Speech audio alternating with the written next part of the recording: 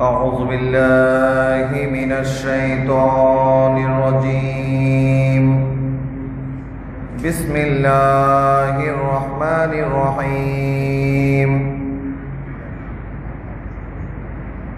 الحمد لله رب العالمين خالق السماوات والأرضين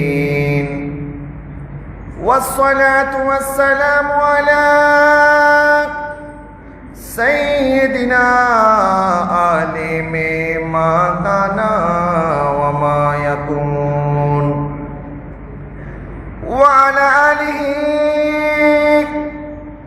وأصحابه وأزواجه وذريته وعلماء ملته وعلماء أهل سنته أجمعين وبفضلك إن الله وملائكته يصلون على النبي يا أيها الذين آمنوا صلوا عليه وسلموا تسليما اللهم صل على سيدنا مولانا محمد وعلى آل سيدنا مولانا محمد اللهم صل على سيدنا مولانا محمد وعلى آل سيدنا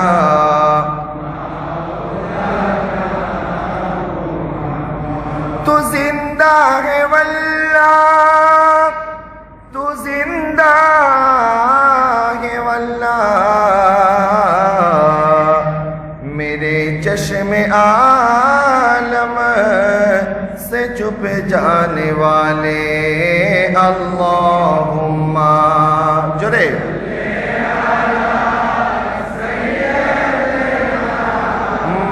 مولانا محمد وعلى آل سيدنا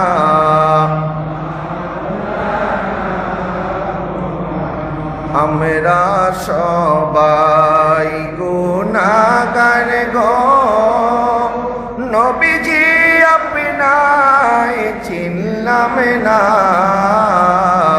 আমরা সবাই গুনাহগার গো নবীজি আপনায় চিনলাম না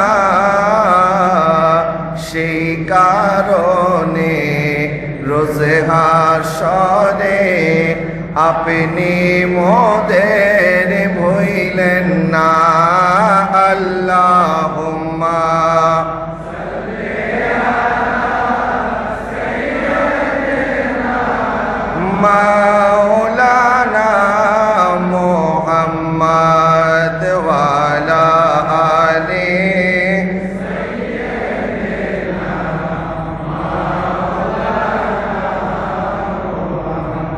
بسم الله الرحمن الرحيم يا أيها الذين آمنوا كتب عليكم الصيام كما كتب على الذين من قبلكم لعلكم تتقون صدق الله مولانا العظيم وصدق رسوله النبي الكريم ونحن على ذلك من الشاهدين الحمد لله رب العالمين जिसे चाहा दर पे बुला लिया जिसे चाहा अपना बना लिया जिसे चाहा दर पे बुला लिया जिसे चाहा अपना बना लिया ये बड़े करम की है फैसले ये बड़े नसीब की बात है बलागल गुलाबी का ही कशफा तुझा बिजमालिही हसनत जमीओ लिही सल्लु अलैहि व आलिहि सल्लु। मेरा दिल बे है नबी नबी, मेरा दिल मकामे हबीब है।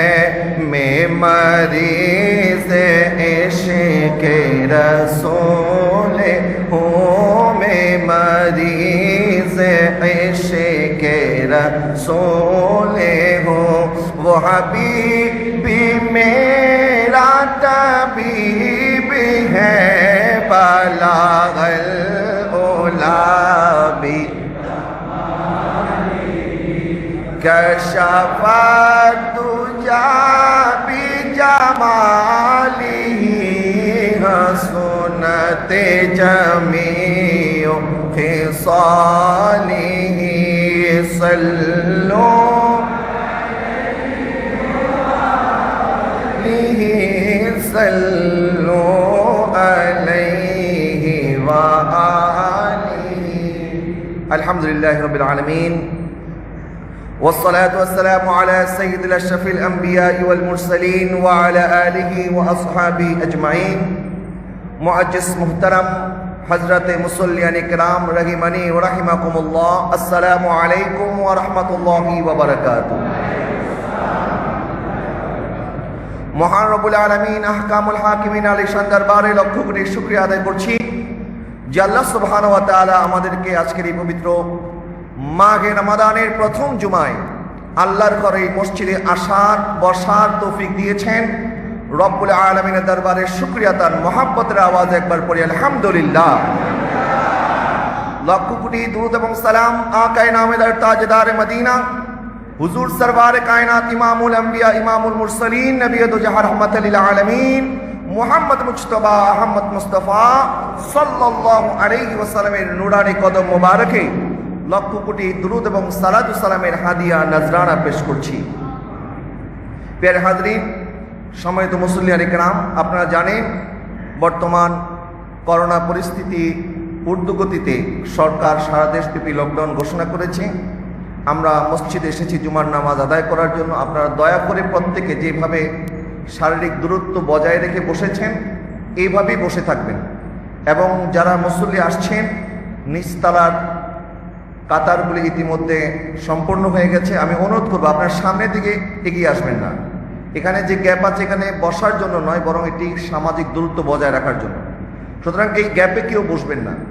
দয়া করে আপনারা যারা এখনও আসছেন দোতলা, তিনতলা, চারতলা, আমাদের উপর তলাগুলি খালি আছে, আপনারা সেখানেও যথাবিধি আপনাদের শারীরিক দূরত্ব বজায় রেখে আপনারা বসার চেষ্টা করবেন এবং প্রত্যেকেই মাস্ক পরিধান করবেন মেহেরবানি করে। আল্লাহ পাক আমাদের প্রত্যেককে মাহে রমাদানের উসিলায় এই করোনা মহামারী থেকে যেন নাজাত দান করে, সকলে বলুন আমিন। আল্লাহর দরবারে শুকরিয়া যে আল্লাহ সুবহানাহু ওয়া তাআলা আমাদেরকে আরো একটি মাহে রমাদান দান করেছে, সকলে বলুন আলহামদুলিল্লাহ। নবী করিম রউফ রহিম সাল্লাল্লাহু আলাইহি ওয়াসাল্লাম ইরশাদ করছেন, আমার উম্মত যদি মাহে রমাদানের বরকত সমূহ সম্পর্কে জানতো, মাহে রমাদানের মধ্যে আল্লাহ সুবহানাহু ওয়া তাআলা তার কত বান্দাকে ক্ষমা করেন, আমার আল্লাহ কতটা রহমত বরকত নাজিল করেন, এবং এই মাহে রমজানের দিনগুলিতে কত বান্দাকে আল্লাহ পাক ক্ষমা করে দেন, এটা যদি আমার উম্মত জানতো তাহলে আমার উম্মত আল্লাহর দরবারে এটা ফরিয়াদ করতো যেন 12টা মাসই তাদের জন্য আল্লাহ মাহে রমাদান করে দেয়। প্রিয় হাজরিন, নবী করিম সাল্লাল্লাহু আলাইহি ওয়াসাল্লাম বলছে মাহে রমাদানের 3টি দশক, প্রথম দশক রহমতের, মধ্যের দশক মাগফিরাতের এবং শেষের দশক জাহান্নামের আগুন থেকে মুক্তির। এমনকি মাহে রমাদান, যেই মাহে রমাদানে আল্লাহ সুবহানাহু ওয়া তাআলা আমাদের জন্য বলেছেন শাহরু রমাদান আল্লাযী উনজিলা ফীহিল কুরআন, এই মাস সেই মাস যেই মাসে আমি কোরআন নাজিল করেছি। এবং এই মাসের মধ্যে এমন একটি রাত আছে, এমন একটি মহিমান্বিত বরকতময় রজনী, খায়রুম মিন আলফি শাহর, যাকে আমার আল্লাহ বলেছেন হাজার মাসের চাইতে উত্তম। সুবহানাল্লাহ। হাজার মাস মানে হচ্ছে 82 বছর 4 মাস। হাজার মাস বরাবর আল্লাহ বলে নাই, আল্লাহ পাক বলছে হাজার মাসের চাইতেও উত্তম। সুবহানাল্লাহ। উত্তম কত বেশি এটা আমার আল্লাহই ভালো জানে। সুতরাং আমরা এই মাহ রমাদানকে ইস্তেকবাল জানিয়েছি, বরণ করেছি। এই মাহ রমাদানের প্রস্তুতি আমার আকা সাল্লাল্লাহু আলাইহি ওয়াসাল্লাম মাহে রজব থেকে শুরু করতেন। রজব মাস যেত, শাবান মাস যেত, এরপরে মাহ রমাদান যখন আসতো, হযরত আয়েশা সিদ্দিকা রাদিয়াল্লাহু তাআলা আনহা বলেন, আমার নবী সাল্লাল্লাহু আলাইহি ওয়াসাল্লাম মাহ রমাদান পাওয়ার পরে মনে হয় কোমর বেঁধে ইবাদত বন্দেগীতে নিয়োজিত হয়ে যেতেন। সুবহানাল্লাহ বলেন না? এই মাস এমন একটি মাস, নবী করিম সাল্লাল্লাহু আলাইহি ওয়াসাল্লাম ইরশাদ করছেন, ইযা দাখালা শাহরু রমাদান ফুতিহাত আবওয়াবুস সামা ওয়া গুল্লিকাত আবওয়াবু জাহান্নাম ওয়া সুলসিলাতিশ শায়াতিন। এই একটি হাদিসের পাশাপাশি আরো কয়েকটি হাদিস আছে। এই হাদিসটি বললাম মুত্তাফাক আলাইহি হাদিস। অন্য একটি সিগার মধ্যে এসেছে ফুতিহাত আবওয়াবুল জান্নাহ। নবী সাল্লাল্লাহু আলাইহি ওয়াসাল্লাম ইরশাদ করছেন, যখন মাহ রমাদান আসে আল্লাহ সুবহানাহু ওয়া তাআলা জান্নাতের দরজাগুলি খুলে দেয়, জাহান্নামের দরজাগুলি বন্ধ করে দেয় এবং শয়তানকে শিকলবদ্ধ করা হয়। কেন করা হয়? আল্লাহ সুবহানাহু ওয়া তাআলা চান এই মাহ রমাদানে আমরা ইবাদত বন্দেগী করি। কারণ যখন জান্নাতের দরজা খোলা হবে, জাহান্নামের দরজা বন্ধ হবে এবং শয়তানকে শিকলবদ্ধ করা হবে, যে শয়তান আমাদেরকে দিয়ে গুনাহ করায়, অর্থাৎ গুনাহ করার রাস্তাগুলি আল্লাহ চান বন্ধ করে দেওয়ার জন্য, যেন বান্দা গুনাহ থেকে নিজেকে বাঁচাতে পারে। তার যাবতীয় ব্যবস্থাপনা আল্লাহ সুবহানাহু ওয়া তাআলা মাহে রমাদানে করে দেন। কারণ কি? আল্লাহ পাক বলছেন, ইয়া আইয়ুহাল্লাযীনা আমানু কুতিবা আলাইকুমুস সিয়ামু কামা কুতিবা আলাল্লাযীনা মিন ক্বাবলিকুম। আমি তোমাদের উপরে মাহে রমাদানের সিয়াম সাধনাকে ফরজ করেছি, যেভাবে ফরজ করেছি পূর্ববর্তী নবীদের উম্মতের উপরে। পূর্ববর্তীদের উপরেও এই মাহে রমাদানের রোজা, আমাদের যেমন 1 মাস ব্যাপী রোজা, তাদের উপরে হয়তো 1 মাস ব্যাপী রোজা ফরজ ছিল না, কিন্তু রোজা প্রত্যেক নবীর উম্মতের উপরেই ফরজ ছিল। আদম আলাইহিস সালামের সময় প্রত্যেক মাসে 3 দিন রোজা ফরজ ছিল, আইয়ামে বীজ যাকে বলা হয়, চাঁদের 13, 14, 15। এইভাবে অন্যান্য নবী আলাইহিস সালামদের উপরে প্রত্যেক মাসে 3 দিন, আবার কোন নবী আলাইহিস সালামদের উপরে যেমন আশুরা রোজা ইহুদিদের উপরে ফরজ করা হয়েছিল, মুসা আলাইহিস সালামের উম্মতের উপরে আশুরা রোজা ফরজ করা হয়েছিল।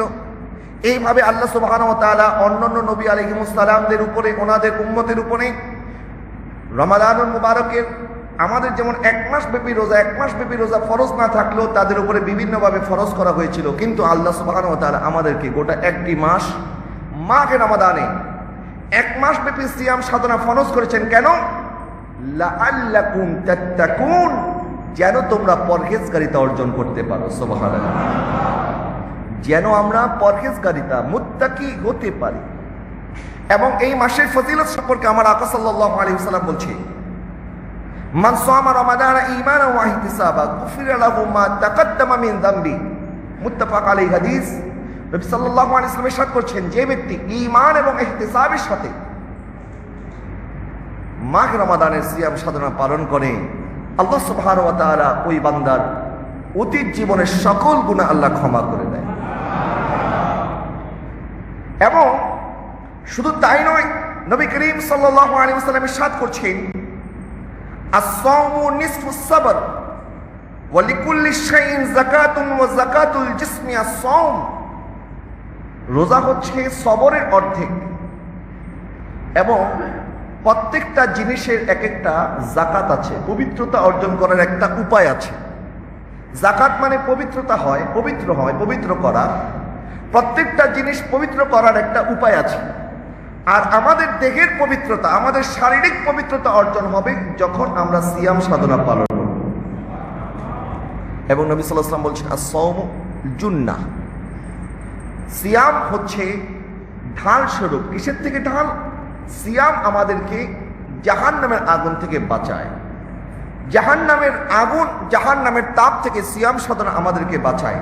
এই যে আল্লাহ সুবহানাহু ওয়া তাআলা সিয়াম সাধনার এত বারাকাত, এত ফজিলত রাখলেন, এর মাকসাদ একটা, উদ্দেশ্য একটা। উদ্দেশ্য কি? লাআল্লাকুম তাত্তাকুন, যেন তোমরা পরহেজগারিতা অর্জন করতে পারো, যেন তোমরা আল্লাহকে ভয় পাও।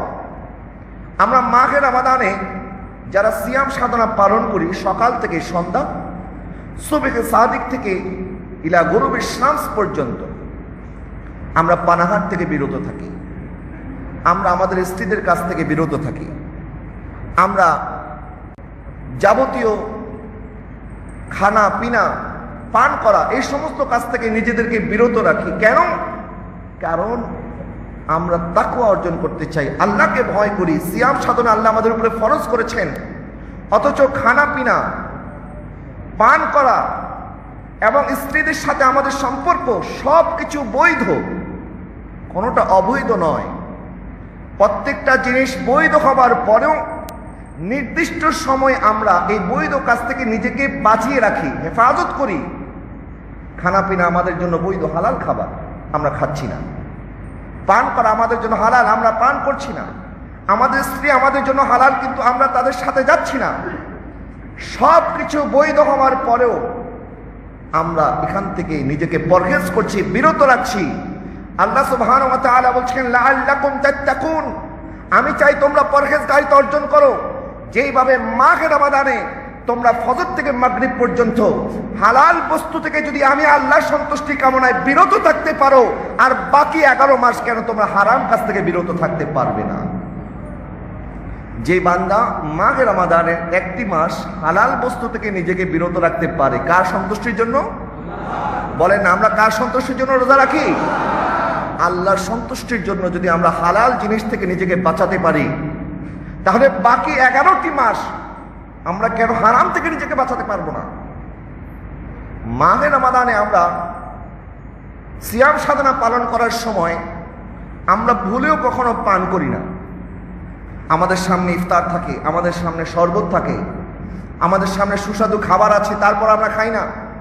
এমনকি আমাদের বাচ্চারা যখন মাকে গিয়ে বলে, মা তোমরা রোজা রাখো, আমিও রোজা রাখবো, এখন মা বলে, বাবা তুমি তো ছোট মানুষ, তোমার উপরে তো রোজা ফরজ হয়নি, তারপরও বাচ্চারা জেদ ধরে, না মা আমিও রোজা রাখবো। তখন মারা সান্ত্বনা দেওয়ার জন্য বলে, ঠিক আছে বাবা, আমরা বড় যারা তারা আমাদের জন্য সকাল থেকে সন্ধ্যা একটা রোজা, ফজর থেকে মাগরিব, আর বাচ্চাদের জন্য 2টা রোজা। ফজরে আমাদের সাথে সেহরি করবা, 12টা বাজে একবার ইফতার করবা, আবার 12টা বাজে সেহরি কইরা মাগরিবের সময় আবার ইফতার করবা। এটা হচ্ছে বাচ্চাদেরকে সান্ত্বনা দেওয়ার জন্য মারা বলে। এখন ওই বাচ্চা যে মনে করে যে আমি তো রোজা পালন করছি, এই বাচ্চাটা দেখবেন ফজরের সময় যখন সেহরি করে, সে মনে করে আমার ইফতারের সময় হবে 12টা বাজে। এই 12টা পর্যন্ত ওই বাচ্চা ভুলেও মুখের মধ্যে পানি নেয় না, ভুলেও খাবার গ্রহণ করে না। আবার 12টা থেকে মাগরিব পর্যন্ত ভুলেও সে লুকিয়ে লুকিয়ে পানি পান করে না। কারণ ওই বাচ্চাও জানে, আমাকে কেউ দেখুক চাই না দেখুক, আমার আল্লাহ আমাকে দেখতেছে। কথা বলেন না, ঠিক কিনা? দেখেন নবী মুসা আলাইহিস সালামের উম্মতের সাথে আমাদের কি পার্থক্য? মুসা আলাইহিস সালামের উম্মতরা বলেছিলেন, ওয়াইজ কুলতুম ইয়া মুসা লান নুমিনা লাকা হাত্তা নারাল্লাহু জাহরাতান, আমরা ততক্ষণ পর্যন্ত আপনার উপরে ঈমান আনবো না যতক্ষণ পর্যন্ত আমরা আল্লাহকে দেখব।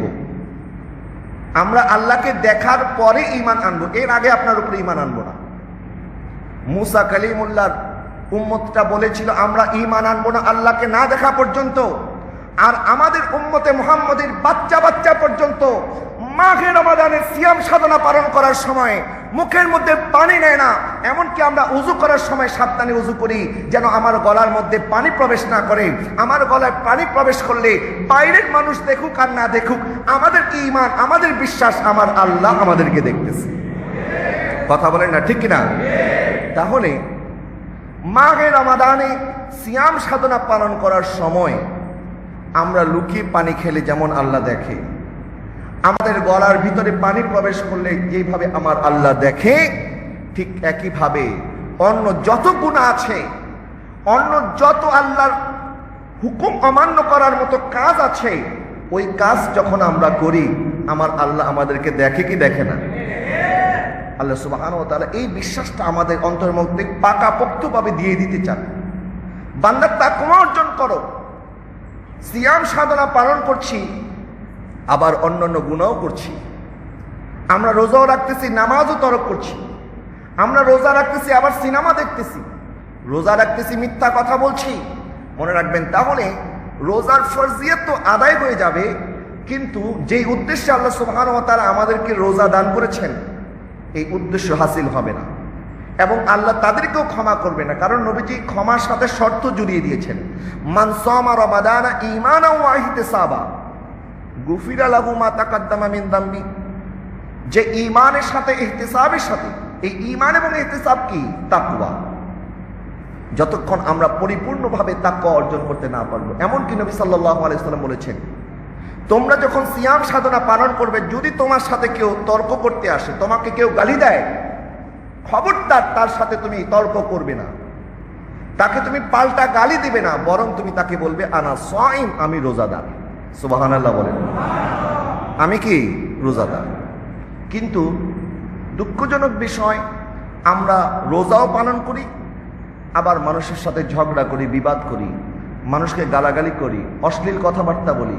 প্রিয় হাজরিন, এখন আপনারা বলতে পারেন যে হুজুর, আল্লাহ পাক তো এই মাহে রমাদানে শয়তানকে শিকলবদ্ধ করে, শিকলবদ্ধ করার পরে আমরা কেন গুনাহ করি? আমরা জানি শয়তান মানুষকে দিয়ে গুনাহ করায়, তো শয়তান তো এখন থাকে বন্দি অবস্থায়, তো এখন আমরা কেন গুনাহ করি? না, শয়তান সবসময় আমাদেরকে দিয়ে গুনাহ করায় না। আমাদের শত্রু হচ্ছে দুইটা, এক হচ্ছে শয়তান, আরেক হচ্ছে আমাদের কলব, আমাদের নফস। এই নফস, এটা আমাদের শত্রু। শয়তান যেভাবে আমাদের শত্রু, আমাদের নফস আমাদের শত্রু। কারণ শয়তান যেভাবে ভয়ঙ্কর, নফসের প্রতারণা তার চাইতে কোনো অংশে কম নয়।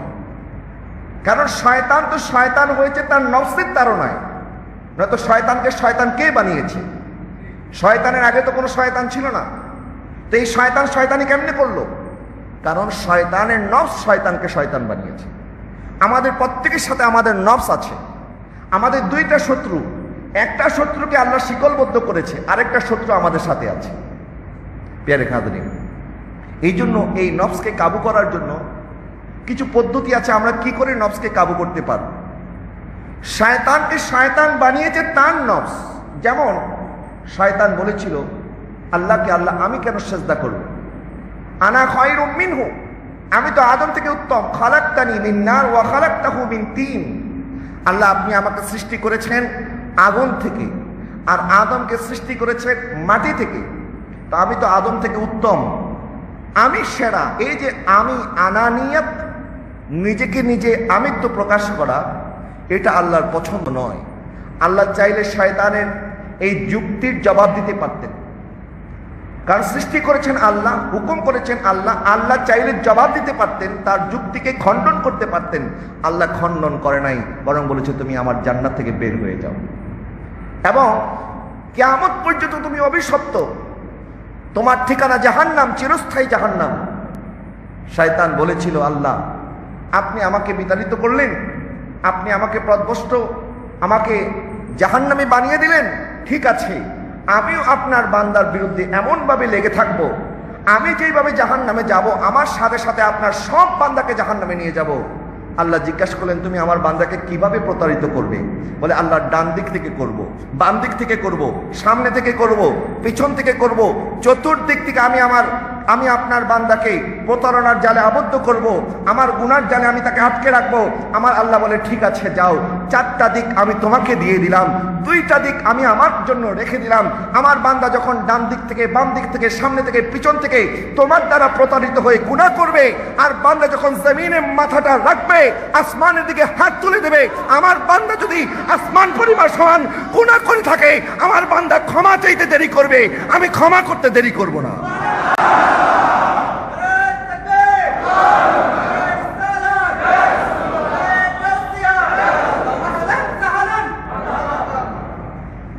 জোরে বলুন সুবহানাল্লাহ। প্রিয় হাজরিন, শয়তান চায় আমাদেরকে দিয়ে গুনাহ করাবে, আল্লাহ বলে মাহে রমাদানে আমার বান্দাকে দিয়ে গুনাহ করাতে পারবে না।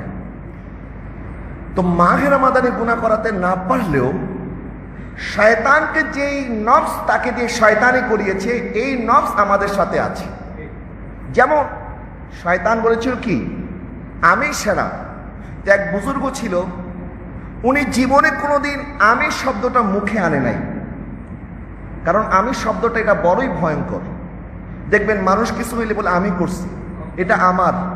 এই যে একটি অহংকার, একটি অহমিকা, এই দাম্ভিকতার সৃষ্টি হয় এই আনানিয়তের মাধ্যমে।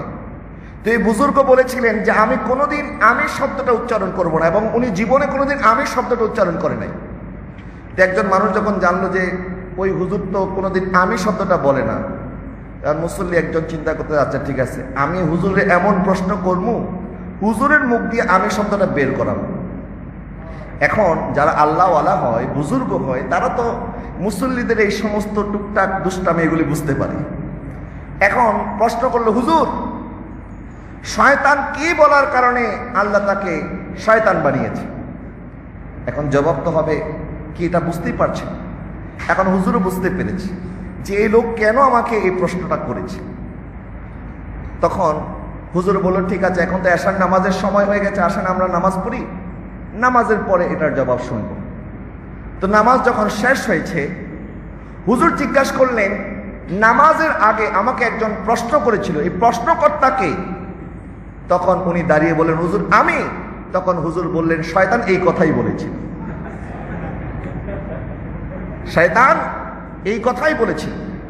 প্যারে হাজরিন, এই আনানিয়াত আমাদেরকে ধ্বংস করে দেয়। আমাদের নফস যতক্ষণ আমাদের কাবুর মধ্যে থাকবে ততক্ষণ শয়তান যদি রমজানের পরেও আবার আসে, কারণ শয়তান তো এখন দেখতেছে, ঠিক আছে তুমি এখন নামাজ পড়তেছো, যা করার করো, ঈদের দিন আমি তোমার সব আমল শেষ করে দেব। শয়তান কিন্তু অপেক্ষায় আছে, প্রহর গুনতেছে। যার কারণে দেখবেন এখন জুমার নামাজের সময় মুসল্লির অভাব নাই, আর ঈদের দিন ফজরের সময় মুসল্লি পাওয়া যায় না। কারণ হচ্ছে শয়তান এখন আপনাকে টার্গেট করে রেখেছে যে তুমি মাহে রমাদানে যা করো অসুবিধা নাই, মাহে রমাদানের পরে আমি আবার আসতেছি তোমার কাছে। কিন্তু মাহে রমাদানের পরেও শয়তান আমাদেরকে দিয়ে শয়তানি করাতে পারবে না যদি আমাদের নফসকে কন্ট্রোল করতে পারি, যদি আমাদের এই নফসকে আমাদের কাবুর মধ্যে রাখতে পারি। প্যারে হাজরিন, এই জন্য আমার আকা সাল্লাল্লাহু আলাইহি ওয়াসাল্লাম বলছে, আশ-শাইতানু জাসিমুন আলা কলবি ইবনে আদম ফাইজা যাকারাল্লাহু খানাসা ওয়া ইযা গাফারা ওয়াসওয়াসা। সহিহ বুখারীর হাদিস, নবী সাল্লাল্লাহু আলাইহি ওয়াসাল্লাম ইরশাদ করছেন, নিশ্চয়ই বনি আদমের কলবের উপরে শয়তান তার প্রভাব বিস্তার করে, কিন্তু যতক্ষণ সে আল্লাহর জিকিরের মধ্যে থাকে ততক্ষণ শয়তান তাকে প্রতারিত করতে পারে না। আর যতক্ষণ তার কলবটা, তার অন্তরটা জিকির থেকে খালি হয়ে যায়, তখন শয়তান ওয়াসওয়াসা দেয়। সুতরাং আমাদের অন্তরে ওয়াসওয়াসা যেন শয়তান দিতে না পারে, এই জন্য আল্লাহ জিকির করতে হবে। যেমন মাহে রমাদানে আমরা সেহরি করি, এরপরে সিয়াম সাধনা পালন করি, ইফতার করি, তারাবি নামাজ পড়ি, তাহাজ্জুদ পড়ি, কোরআন তেলাওয়াত করি, সদকা খায়রাত করি। এই যে ইবাদত বন্দিগির মাধ্যমে আমরা নিজেদেরকে কাটাই, মাহে রমাদানের পরেও যদি আমরা এইভাবে নিজেদেরকে ব্যস্ত রাখতে পারি ইবাদত বন্দিগিতে, তাহলে শয়তান আমাদেরকে ধোঁকা দিতে পারবে না। হযরতে ফরিদউদ্দিন আখতার রহমাতুল্লাহি আলাইহি উনি বলছেন, আমাদের নফসকে কাবু করার 3টা পদ্ধতি আছে। এই 3টা পদ্ধতি যদি আমরা অবলম্বন করতে পারি, তাহলে আমরা আমাদের নফসকে কাবু করতে পারব। 1 নাম্বার উনি বলছেন, চুপ থাকা, কম কথা বলা। নবী সাল্লাল্লাহু আলাইহি ওয়াসাল্লাম ইরশাদ করছেন, ফামান সামিতা নাজা, যে ব্যক্তি চুপ থাকলো সে নাজাত পেল।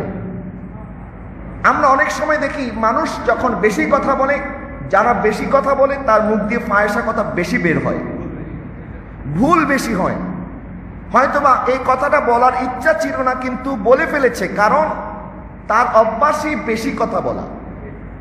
এই জন্য সিয়াম সাধনায় আমরা যেভাবে নিজেদের জবানকে হেফাজত করি, সিয়াম সাধনার পরেও অন্য 12টি মাস 11টি মাসও আমাদেরকে আমাদের জবানকে কাবু রাখতে হবে। নবী করিম সাল্লাল্লাহু আলাইহি ওয়াসাল্লাম বলছেন, মাইয়াত মানুলি মা বাইনা লিহিয়াইহি ওয়া মা বাইনা রিজলাইহি আতমানু লাহুমুল জান্নাহ। যে ব্যক্তি দুইটা জিনিসের গ্যারান্টি আমাকে দিবে, আমি তাকে জান্নাতের গ্যারান্টি দিব। সুবহানাল্লাহ। আমার নবী জান্নাত দিতে পারে কি পারে না? জান্নাত দেওয়ার ক্ষমতা আছে কি আছে না? লা ওয়া রাব্বিল আরশ জিসকো जो मिला उनसे मिला, बटती है कौनैन में नेमत रसूलुल्लाह की, तुझसे वर जन्नत से क़यामत लब वहां भी दूर हो, हम रसूलुल्लाह की और जन्नत रसूलुल्लाह। प्यारे हाजरीन, নবীজি বলছেন দুইটা জিনিসের গ্যারান্টি দাও, আমি তোমাকে জান্নাতের গ্যারান্টি দেব। এক নাম্বার, তোমার দুই জওয়ানের মাঝখানে যা আছে, তোমার জিহ্বা, এবং তোমার দুই উরুর মাঝখানে যা আছে, তোমার প্রাইভেট পার্ট, লজ্জাস্থান, দুইটা জিনিসের গ্যারান্টি আমাকে যদি দিতে পারো, আমি নবী তোমাকে জান্নাতের গ্যারান্টি দিলাম। অর্থাৎ আমাদের সব পাপের মূল হচ্ছে আমাদের জিহ্বা। আরেক হাদিসে আছে, আমাদের দেহের প্রত্যেকটা অঙ্গ প্রত্যঙ্গ প্রত্যেক দিন সকালবেলা এই জিহ্বার কাছে পানাহ চায় যে, জিহ্বা তুমি কিন্তু আজকে আমাদেরকে দিয়ে উল্টাপাল্টা কাজ করায় না, তুমি ঠিক আমরা ঠিক, তুমি বেঠিক আমরা বেঠিক। মানুষের ঝগড়া শুরু হয় কথার মাধ্যমে। যখন মানুষ কথা বলে, গালি দেয়, তখন তার হাত পা নাড়াচাড়া শুরু হয়, তো জিহ্বার মাধ্যমে গুনাহটা আমরা শুরু করি।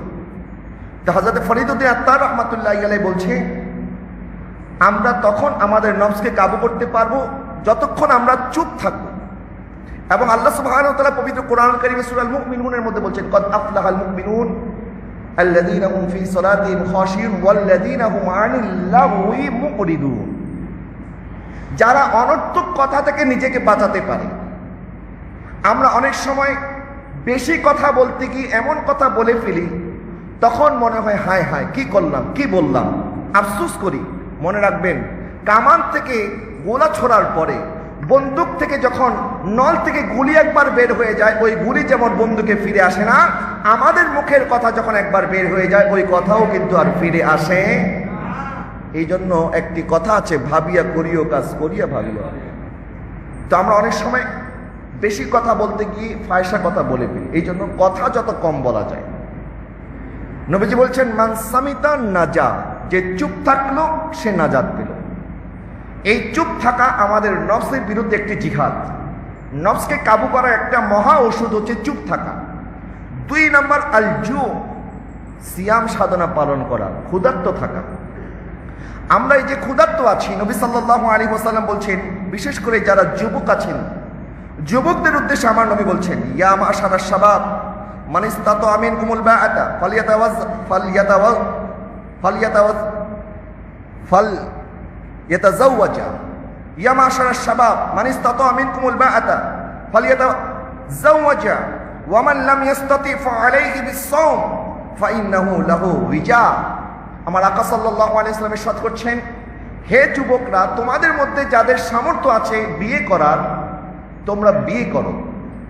কারণ ওই যে আরেকটি কথা নবীজি বলেছেন, আমাদের প্রাইভেট পার্টের হেফাজতের কথা নবীজি বলেছেন। আমাদের লজ্জাস্থান হেফাজত হবে যখন আমরা, যারা উপযুক্ত হয়েছেন, সামর্থ্যবান হয়েছেন, তারা যদি শাদী করেন, তাহলে এই সমস্ত গুনাহ থেকে নিজেকে বাঁচাতে পারবেন। এরপরে নবীজি বলছেন, ওয়ামান লাম ইয়াস্তাতি ফাআলাইহি বিস-সাওম। আর যদি তোমরা বিয়ে করতে না পারো, হতে পারে আর্থিক সামর্থ্য নাই, অন্য যে কোনো কারণে যদি বিয়ে করতে আমরা না পারি, নবীজি বলছেন, তাহলে তার জন্য আছে রোজা। কারণ তুমি যখন রোজা রাখবে, তখন তোমার শাহওয়াতটা কমে যাবে। আমাদের যৌবিক চাহিদাকে বাধাগ্রস্ত করার জন্য সওম হচ্ছে একটি ওষুধ। এই সওম আমাদেরকে গুনাহ থেকে হেফাজত করে। সেই জন্য হযরত ফরিদউদ্দীন আত্তার রাহমাতুল্লাহি আলাইহি বলছে, এই যে ক্ষুধা, এই ক্ষুধা আমাদের অন্তরকে কাবু করতে সাহায্য করে, আমাদের নফসকে কাবু করতে সাহায্য করে। আমরা ফজর থেকে মাগরিব পর্যন্ত সারাদিন যখন ক্ষুধার্ত অবস্থায় আছি, এবং এই ক্ষুধা আমাদেরকে, আমাদের লজ্জাস্থানকে গুনাহ থেকে বিরত রাখে। সেই জন্য 2 নাম্বার ওষুধ হচ্ছে ক্ষুধা। 3 নাম্বার উনি বলছেন একাকী থাকা। যখন আমরা একাকী থাকবো, যেমন মাঘে রমাদানের একটি গুরুত্বপূর্ণ আমল হচ্ছে ইতিকাফ। এই ইতিকাফ আমার আকা সাল্লাল্লাহু আলাইহি ওয়াসাল্লাম জীবনের প্রত্যেকটা বছর ইতিকাফ করতেন। সুবহানাল্লাহ। মা আয়েশা সিদ্দিকা রাদিয়াল্লাহু তাআলা বলেন নবীজি প্রত্যেক বছর ইতিকাফ করতেন। এমনকি যেই বছর নবী সাল্লাল্লাহু আলাইহি ওয়াসাল্লাম ওফাত বরণ করেন ওই বছরও নবী ইতিকাফ করেছেন। ইতিকাফ কখনোই নবীজি ছাড়তেন না। কিন্তু দুঃখজনক বিষয়, আমরা নবী সাল্লাল্লাহু আলাইহি ওয়াসাল্লামের অন্যান্য সুন্নতের ব্যাপারে যতটা যত্নশীল, যেমন আমরা দাড়ি রাখি, মেসওয়াক করি, টুপি পরি, পাগড়ি পরি, অন্যান্য সুন্নতের বেলায় আমরা অনেক যত্নশীল, কিন্তু ইতিকাফের বেলায় আমরা গাফেল। অথচ এই ইতিকাফ আমাদের নফসকে কাবু করার জন্য একটা মহা ওষুধ। কারণ আমরা যখন ইতিকাফে একাকী থাকব, আল্লাহকে নিয়ে চিন্তা করব, আমার সৃষ্টি নিয়ে চিন্তা করব, আল্লাহর ইবাদত বন্দেগীর মধ্যে একাকী সময় ব্যয় করব। একাকী থাকার মধ্যে অনেক ফজিলত আছে। এর মানে এই নয় আমরা বাজার সদাই যাব না, আত্মীয় স্বজনের সাথে দেখা সাক্ষাৎ করবো না। কিন্তু দেখবেন বেশিরভাগ সময় আমরা যখন আড্ডা দেই, বন্ধুদের সাথে কথাবার্তা বলি, সেখানে আখিরাতের কথা কম বলি, দুনিয়াবি কথা বেশি বলি, গুনার কথা বলি, ফায়সা কথা বলি, মানুষের গীবত করি, চগলখড়ি করি। তা আমরা যখন আমাদের বিভিন্ন মানুষের সাথে গল্প গুজবে যাই, তখন আমরা সোয়াব তো কামাই করতে পারি না, বরং গুনাহ নিজের আমলনামার মধ্যে বাড়িয়ে তারপরে ঘরে ফিরি। এই জন্য একাকী থাকা এটাও একটা বড় আমল। এবং মাহে রমাদানে এই ইতিকাফ আমাদেরকে একাকী থাকার যে আমলটা শিক্ষা দেয়, যে একাকী ইবাদত বন্দেগী করা, আল্লাহকে স্মরণ করা এবং নিজেকে নিজে চিন্তা করা যে আমি কি করছি, আমার গন্তব্য কোথায়, আমি কোথায় যাব। আজকে দেখেন কোনো মানুষের যদি আল্লাহ না করুক তাকে আইসিইউতে থাকতে হয়, হসপিটালে থাকতে হয়, সেখানে কিন্তু তিনি 8 দিন 10 দিন যখন একাকী থাকেন তখন অনেক কিছু চিন্তা ভাবনা করেন, নিজেকে সংশোধন করার একটা চেষ্টা করেন যে আমি কি করলাম, আমার হাতে তো আর সময় নাই, হয়তোবা এই আইসিইউ থেকে আবার বাড়িতে ফিরে নাও যেতে পারি। নিজের মধ্যে একটা রিয়েলাইজেশন তৈরি হয়, নিজেকে নিজে একটা আত্মশুদ্ধি করার চেষ্টা করেন। ঠিক একইভাবে মাহে রমাদানের এই 10টি দিন আপনি 10 দিন না পারেন, আপনি 3 দিন করেন, 3 দিন না পারেন, একদিনও যদি ইতিকাফ করেন ইতিকাফ হয়ে যাবে। কিন্তু আমাদের দুঃখজনক বিষয়, আমরা ইতিকাফ করতে পারি না। আবার এলাকার যেহেতু ইতিকাফ একটি আমল যেটি হচ্ছে সুন্নতে মুআক্কাদা আলাল কিফায়া, এলাকাবাসীর পক্ষ থেকে এটা যে কোনো একজনকে অবশ্যই আদায় করতে হবে। যদি আদায় না করে এলাকার সবাই গুনাহগার হবে। তখন অনেক জায়গার মধ্যে এমন হয় যে ইতিকাফকারীর জন্য মুসল্লি পাওয়া যায় না। তখন এলাকার লোকেরা টাকা কালেকশন করে একজন বৃদ্ধকে একটা টাকা দিয়ে দেয় যে বাবা আপনাকে টাকা দিলাম, এই টাকার বিনিময়ে আপনি ইতিকাফ করেন। নাউজুবিল্লাহ বলেন। আমরা কতটা গাফেল যে এলাকার মধ্যে একটা মানুষ পাওয়া যায় না ইতিকাফ করার জন্য, অথচ এটা অনেক বড় আমল। আমরা একাকী থাকলে নিজেকে নিজে প্রশ্ন করতে পারবো আমরা কি করলাম এবং আমাদের কি করণীয়। আমরা তো মানুষের দিকে তাকাই। একবার এক ব্যবসায়ী এক জায়গায় সফরে বের হয়েছে, ওনার কাছে একটা হীরার টুকরা ছিল। এখন ওনার কাছে একটা হীরার টুকরা আছে, এটা চোর বুঝতে পেরেছে। চোর যখন বুঝতে পেরেছে তখন চোর তার সাথে সফরে একসাথে রওনা দিয়েছে এবং চোরও বলতেছে আমি একজন ব্যবসায়ী, আমিও হীরার ব্যবসা করি, আমিও আপনার সাথে ব্যবসায় যাচ্ছি। বলে ঠিক আছে চলেন একসাথে যাই। তো যখন সফরের মধ্যে একসাথে যাচ্ছে জাহাজ দিয়ে, আগের কালে তো জাহাজের সফর ছিল, উড়োজাহাজ ছিল না, তো জাহাজ দিয়ে যখন যাচ্ছে অনেক খোঁজ গল্প করতে করতে করতে করতে যখন রাত হয়ে গেল তখন চোর চিন্তা করলো ঠিক আছে এখন আমার চুরি করার সময় এসেছে। সে যখন ঘুমাবে তারপরে আমি তার পকেট থেকে তার হীরাটা চুরি করব। যখন ব্যবসায়ীও তার এই মতলব বুঝলো, ব্যবসায়ী চিন্তা করতেছে আচ্ছা ঠিক আছে তুমি চুরি করার নিয়তে অপেক্ষা করতেছ, ঠিক আছে আমি এমন পদ্ধতি করবো তুমি আর চুরি করতে পারবে না। যখন চোর ঘুমিয়ে পড়েছে, ব্যবসায়ী কি করলো, তার নিজের পকেটের মধ্যে যে হীরার টুকরা ছিল এই হীরার টুকরা নিজের পকেট থেকে বের করে চোরের পকেটে নিয়ে রেখে দিয়েছে। এখন চোর যখন মাঝরাতে ঘুম থেকে জাগ্রত হয়ে দেখছে ব্যবসায়ী ঘুমাচ্ছে, এখন চোর তো ওই ব্যবসায়ীর ডানে বামে সব পকেট খুঁজতে খুঁজতে শেষ, তার ব্যাগ ট্যাগ সব খুঁজেছে, খুঁজতে খুঁজতে দেখে কোথাও নাই। তা আবার সে ঘুমিয়ে পড়েছে। তা আবার ফজরের সময় ওই ব্যবসায়ী উঠে তার পকেট থেকে সেই হীরাটা নিজের পকেটে রাখলো। সকালবেলা যখন চোর ঘুম থেকে জাগ্রত হয়ে জিজ্ঞাসা করছে আচ্ছা ভাই কালকে রাত্রে আপনার কাছে যেই হীরাটা ছিল ওই হীরাটা কি আছে আপনার কাছে? বলে হ্যাঁ আছে। তো বলে কোথায়? পকেট থেকে বের করে দেখালো এই যে আমার হীরা। এখন শয়তান চিন্তা করতেছে কি, চোর চিন্তা করতেছে আমি এত চেষ্টা করলাম তার এই পকেটের মধ্যে তো আমি হাত দিয়েছি, এই পকেটে হাত দেওয়ার পরও এই হীরাটা পেলাম না, আচ্ছা ঠিক আছে, আজকে রাতে ঠিক আমি এই হীরাটা চুরি করব। আবার দ্বিতীয় রাত্রে একই অবস্থা, দ্বিতীয় রাত্রেও ওই ব্যবসায়ী চোরের পকেটের মধ্যে হীরাটা রেখে দিয়েছে।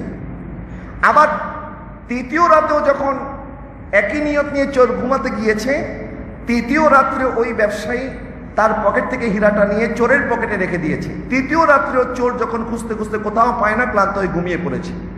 চতুর্থ দিন এখন আর ওই চোরের ধৈর্যের বাঁধ ভেঙে গেছে। এখন বলতেছে যে ভাই, আমি আসলে কোনো ব্যবসায়ী না, আমি একটা চোর। আমি মূলত আপনার সাথে এতদিন সফর করছি যে আপনার পকেট থেকে হীরাটা চুরি করার জন্য, কিন্তু আশ্চর্য ব্যাপার, দিনের বেলায় আপনার কাছে হীরাটা পাওয়া যায়, রাত্রেবেলায় যখন আমি আপনার পকেটের মধ্যে তালাশ করি তখন তো হীরা পাই না। আপনি কোথায় রাখেন? এখন আমাকে এই কৌশলটা একটু বলে দেন, আমার আর ধৈর্য কুলাচ্ছে না। তখন ওই ব্যবসায়ী বলছে, আরে তুমি যদি একটু নিজের পকেটে খুঁজতা তাহলে হীরাটা পেয়ে যেতে। তুমি তো আমার পকেটে খুঁজেছো, নিজের পকেটে একটু খুঁজো। প্যারে হাজরিন, আমরা তো মানুষকে নিয়ে বলি মানুষ এটা করেছে সেইটা করেছে। আমরা কখন নিজেকে নিয়ে চিন্তা করব? কখন নিজের কবরে তৈয়ারি করব? কখন নিজে তাকওয়াবান হব? প্যারে হাজরিন, মানুষ যখন দেখে কোনো ঘরে চুরি হয়েছে তখন সবাই বলে নিশ্চয়ই এই ঘরের মধ্যে চোরকে সাহায্যকারী কেউ আছে, নয়তো বাইরের মানুষ কেমনে জানবে এই ঘরে কয় টাকা আছে? বাইরের মানুষ কেমনে জানবে কোন জায়গায় সম্পদ আছে? তার মানে ঘরের কেউ না কেউ আছে এই চুরিতে সহায়তা করেছে। ঠিক একইভাবে শয়তান আমাদেরকে দিয়ে গুনাহ করায়, আর ওই শয়তানকে সহায়তা করে আমাদের নফস।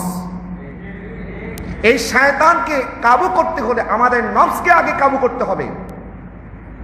নফসে লাওয়ামা থেকে নফসে মুতমাইন্নাতে অর্জন করতে হবে।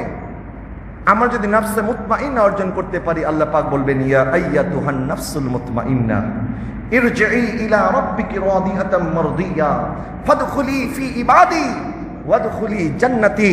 হে মুতমাইন আত্মা, হে প্রশান্ত আত্মা, হে হে আমি আল্লাহর উপরে রাজি খুশিওয়ালা আত্মা, আসো তোমার জন্য আমার জান্নাত অপেক্ষা করতেছে। আরো জোরে বলুন না সুবহানাল্লাহ।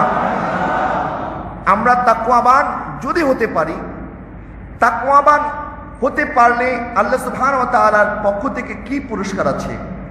ওয়াসিকাল্লাযিনা তাকাউ রাব্বাহুম ইলাল জান্নাতি যুমারা। যারা আল্লাহকে ভয় করে তারা কিয়ামতের ময়দানে দলে দলে জান্নাতে প্রবেশ করবে। আরো জোরে বলুন না সুবহানাল্লাহ। এখন আমরা তাকওয়া কি করে অর্জন করব? মাহে রমাদান আমাদেরকে তাকওয়া অবলম্বন করার যাবতীয় ব্যবস্থাপনা করে দিয়েছে, ক্ষমা চাওয়ার, এবং এই ক্ষমা চাইতে গিয়ে যেন শয়তানের ধোকায় পড়তে না হয়, শয়তানকে পর্যন্ত শিকলবদ্ধ করা হয়েছে। সেহরির ব্যবস্থা করেছেন আল্লাহ সুবহানাহু ওয়া তাআলা, ইফতারের ব্যবস্থা করেছেন। নবী সাল্লাল্লাহু আলাইহি ওয়াসাল্লাম বলছেন, সেহরির সময় এমন একটি সময় যখন আমার আল্লাহ সুবহানাহু ওয়া তাআলা তখন তার বান্দাদেরকে ডাকতে থাকেন, আলা মিন মুস্তাগফিরিন ফাগফির লাহু, আলা মিন মুস্তারজিকিন ফারজুকাহু। কেউ কি আছো আমি আল্লাহর কাছে ক্ষমা প্রার্থী, আমি আল্লাহ তাকে ক্ষমা করে দেব। কেউ কি আছো রিজিক প্রত্যাশী, আমি আল্লাহ তার রিজিক বাড়িয়ে দেব। সুবহানাল্লাহ বলেন। নবীজি বলেছেন, তোমরা সেহরি করো, কারণ সেহরির মধ্যে বরকত আছে। এক ঢুক পানি খেয়ে হলেও যেন আমরা সেহরি করি। নবীজি বলেছেন, অন্য নবী আলাইহিস সালামের উম্মতের সাথে আমার উম্মতের রোজার মধ্যে পার্থক্য হচ্ছে সেহরি। ইহুদি নাসারা তারা রোজা রাখে কিন্তু সেহরি করে না, আর উম্মতে মুহাম্মদী সেহরি করে। আমরা সেহরি করব ফজরের আগে, জাগ্রত হয়ে সুবহে সাদিকের আগে আমরা যখন সেহরি করি, দেখেন খাবার খাবো, খাবার খেয়ে তো আমরা রোজা রাখবো, খাবার খাওয়ার মাধ্যমে আমরা আমাদের শক্তি সামর্থ্য অর্জন করব। আল্লাহ বলে, তুমি সেহরি খাবে, আমি তোমাকে ক্ষমা করে দেব। 2 নাম্বার ইফতার। এই ইফতার আমরা যখন করি, আমার আকা সাল্লাল্লাহু আলাইহি ওয়াসাল্লাম বলছে, ইফতার এমন একটি ইবাদত, as-সাইমুল ফারহাতান, যে সিয়াম সাধনা পালন করে তার জন্য 2টা খুশির সময়। এক সময় হচ্ছে সে যখন ইফতার করে, আরেকটি সময় হচ্ছে যখন সে আল্লাহর সাথে কিয়ামতের ময়দানে মিলিত হবে। সুবহানাল্লাহ। ইফতার করা আমাদের জন্য আনন্দের একটি বিষয় আমার নবী সাল্লাল্লাহু আলাইহি ওয়াসাল্লাম বলেছেন। এই জন্য ইফতার করতে দেরি করবেন না। অনেকে ইফতার করতে দেরি করেন। ইফতার করার সুন্নত হচ্ছে তাড়াতাড়ি ইফতার করা, যখন ওয়াক্ত হয়ে যাবে। তবে এটা আবার নয় যে আপনি ওয়াক্ত হওয়ার আগে ইফতার শুরু করে দিলেন। আবার আমাদের দেশে একটি কনসেপ্ট মানুষের মাথার মধ্যে চলে এসেছে। মানুষ মনে করে সুবহে সাদিকের সময় মনে হয় আজানের সাথে, ইফতারের সময় মনে হয় আজানের সাথে। না, সুবহে সাদিক এবং ইফতার এই দুইটা আজানের সাথে কোনো সম্পর্ক নাই। আজান 5 মিনিট পরেও হতে পারে। আপনি আজানের জন্য অপেক্ষা করবেন না। অনেকে খাবার খেতেই থাকে, এদিক দিয়ে তার ওয়াক্ত চলে গেছে, সুবহে সাদিক হয়ে গেছে, কিন্তু হয়তো মুয়াজ্জিন সাহেব আজান দিতে বিলম্ব করছেন। আর যেহেতু ওই সময়টা একটি সন্দেহযুক্ত সময়, এই জন্য মাঝে মধ্যে 2, 4, 5 মিনিট পরে মুয়াজ্জিনরা আজান দেয়। তো এই জন্য আজানের অপেক্ষা করতে করতে আপনি যদি খাবার খেতেই থাকেন আর ওই দিক দিয়ে যদি ওয়াক্ত হয়ে যায়, তাহলে কিন্তু আপনার রোজা হবে না। আবার একইভাবে যদি আপনি মনে করেন মুয়াজ্জিন আজান দিয়ে দিয়েছে কিন্তু এখনো ওয়াক্ত হয় নাই, আপনি খাবার শুরু করে দিলেন মাগরিবের আগেই, তাহলে কিন্তু আপনার রোজা ভেঙে যাবে। এই জন্য মাহে রমাদানের তোহফা আমাদের প্রায় প্রত্যেকের কাছেই আছে। বিভিন্ন প্রতিষ্ঠানের, মাদ্রাসার, এতিমখানার, বিভিন্নভাবে আমাদের কাছে ইসলামিক ফাউন্ডেশনের সেহরির সময়, ইফতারের সময় সব দেওয়া আছে। এই জন্য আপনারা ঘড়িকে ফলো করবেন, সময়কে ফলো করবেন, আজানকে নয়। আজানের সাথে সেহরি এবং ইফতারের কোনো সম্পর্ক নাই। এটা হচ্ছে নামাজের সাথে সম্পর্ক। আজানের সাথে সম্পর্ক নামাজের, সেহরি ইফতারের নয়। সেই জন্য সেহরি এবং ইফতার আমরা করব যখন আমরা ইফতার করি। আমার আকা সাল্লাল্লাহু আলাইহি ওয়াসাল্লাম বলছেন, লিসাইমি ফারহাতান, ইজা আফতারা ফারহা ওয়া ইজা লিকা রব্বিহি ফারহা। যখন আমার বান্দা সিয়াম সাধনা পালন করে ইফতার বসে, তখন এটা হচ্ছে তার জন্য একটি সুখকর সময়। আর আরেকটি সুখকর সময় হচ্ছে যখন সেই বান্দা আল্লাহ রাব্বুল আলামিনের সাথে তার দিদার হবে, মোলাকাত হবে। দুইটা বিষয়কে নবীজি পাশাপাশি কেন বললেন? এক ইফতার, আরেক হচ্ছে আল্লাহর সাথে সাক্ষাৎ। মনে রাখবেন, আল্লাহর পক্ষ থেকে দুনিয়ার সবচেয়ে বড় নিয়ামত হচ্ছে আমাদের ঈমান, আর আখিরাতের মধ্যে সবচেয়ে বড় নিয়ামত হবে আল্লাহ রাব্বুল আলামিনের দিদার। সুবহানাল্লাহ। দুনিয়ার ঈমান, আখিরাতে দিদারে ইলাহি, এই দুইটা হচ্ছে আমাদের জন্য সবচেয়ে বড় পুরস্কার। তো আল্লাহর কাছে আমরা দোয়া করি, আল্লাহ সুবহানাহু ওয়া তাআলা যেভাবে দুনিয়াতে আমাদেরকে ঈমান নসিব করেছে, আখিরাতে যেন আল্লাহ পাকের দিদার নসিব করে। সকলে বলুন আমিন। প্রশ্ন হচ্ছে, এক জায়গায় নবীজি বললেন ইফতার করা এবং আল্লাহর সাথে সাক্ষাৎ করা, দুইটাকে নবীজি পাশাপাশি কেন বললেন? কারণ পাশাপাশি এই জন্য বলেছেন, আল্লাহ সুবহানাহু ওয়া তাআলা হাদিসে কুদসির মধ্যে বলেন, আস-সাওমু লি ওয়া আনা আজজি বিহি। আমরা যত ইবাদত বন্দেগী করি, প্রত্যেকটা ইবাদত বন্দেগীর আলাদা আলাদা মর্যাদা আছে, ফজিলত আছে, বরকত আছে, প্রতিদান আছে। কিন্তু অন্য ইবাদতের প্রতিদানের বেলায় আল্লাহ এইভাবে বলে নাই যেভাবে রোজার প্রতিদানের কথা আল্লাহ বলেছেন। নামাজের প্রতিদানও আল্লাহ দিবেন, হজের প্রতিদানও আল্লাহ দিবেন, যাকাতের প্রতিদানও আল্লাহ দিবেন। কিন্তু মাহে রমাদানের সিয়ামের প্রতিদান আল্লাহ বলছেন, আস-সাওমু লি ওয়া আনা আজজি বিহি। সিয়াম সাধনা আমার জন্য, আর এই প্রতিদান আমি আল্লাহ নিজে দান করব। আচ্ছা, আল্লাহ নিজে কেন দান করবেন? যখন আপনার জন্য রাষ্ট্রীয় কোনো পুরস্কার ঘোষণা হবে, এখন চাইলে আপনাকে এলাকার কাউন্সিলরের মাধ্যমে একটি পুরস্কার দিয়ে দিতে পারে। তুলনা করছি না, বোঝানোর জন্য। এলাকার কাউন্সিলরের মাধ্যমে আপনার হাতে পুরস্কারটা পৌঁছে যেতে পারে।